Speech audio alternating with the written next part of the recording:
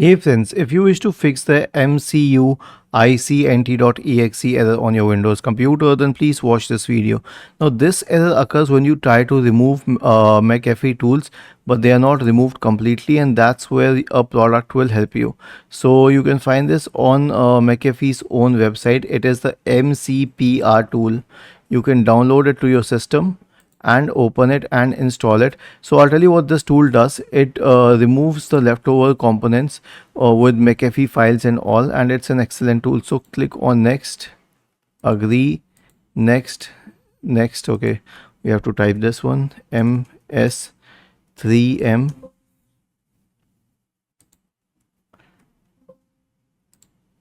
Okay, maybe it just allows 4, so 3M, and then click on next, ng3ky, and click on next, and then it will start installing any McAfee tools on your system, and it will also remove the leftover files, which will be very helpful. One more thing that I usually suggest trying is a disk cleanup.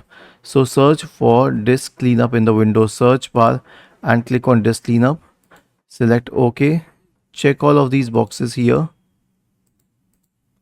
and then click on OK once again, and then select delete files.